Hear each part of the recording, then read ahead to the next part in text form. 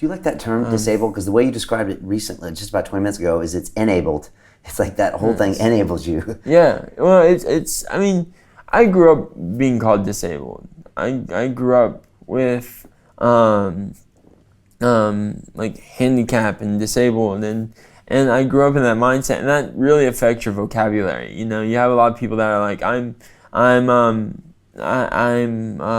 like able body. I'm an able body. There's so many ways that people want to describe disability in its sense, but I grew up it being called disability. So that's, for me, that's the best way to say it. That's the most natural for me, and that's the way I processed it. Do I look at it as a disability? No, but it's just the way I've learned to speak and where my mindset is. And this is the thing, is it goes back to affecting a mindset and changing the wording, changing how people talk, changing how people use certain sentences and phrases, and that all depends on how you grew up with disability and people that have these challenges. And I like to look at them more as a challenge versus a disability.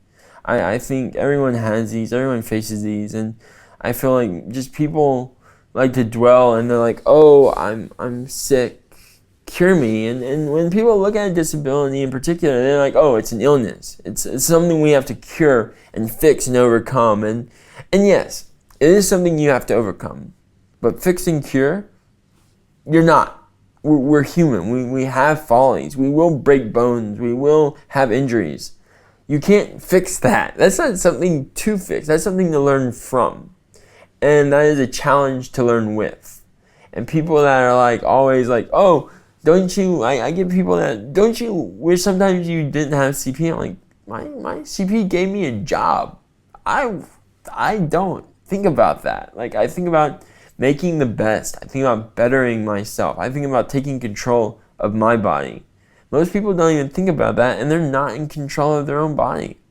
People have a tendency to be irrational. People have a tendency to succumb to pressures and just ideas and different things. They don't actually control their life. They're being controlled by this manipulation.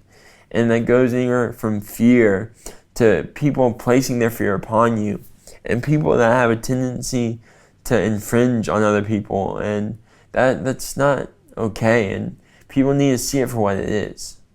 Talk to me about modeling. Didn't see that one coming, but it's very cool, and it gives you like a different media imprint to other people. Also the runway stuff, didn't see that coming, the Gap stuff.